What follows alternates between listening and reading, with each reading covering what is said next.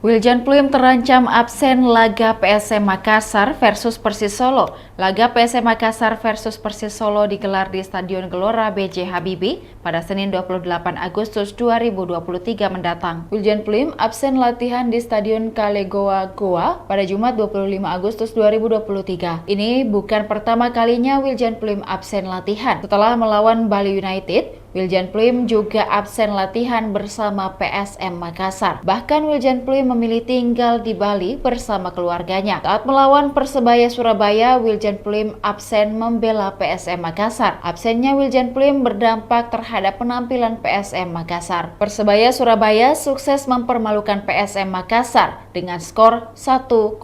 Begitu pula saat melawan Yangon United di AFC Cup, Wiljan Pluim tak dimainkan full melawan Yangon United. Wiljan Pluim baru dimasukkan babak kedua. Praktis, PSM Makassar mengandalkan duet Adilson Silva dan Everton Nascimento. Beruntung PSM Makassar sukses pesta gol dengan skor 4-0.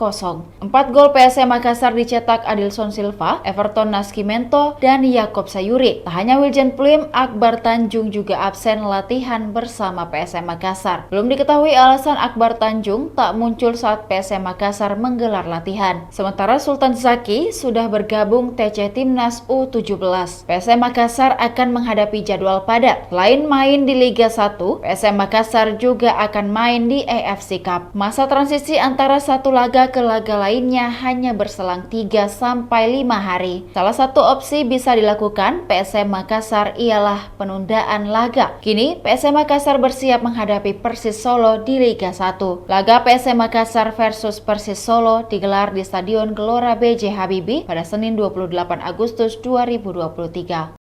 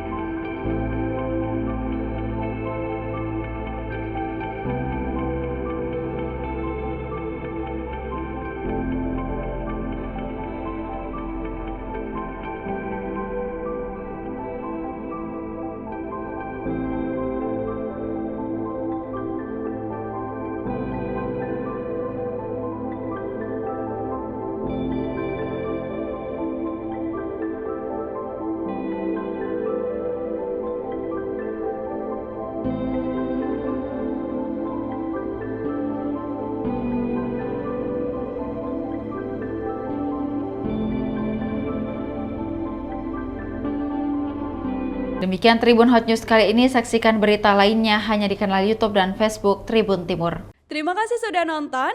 Jangan lupa like, subscribe, dan share ya.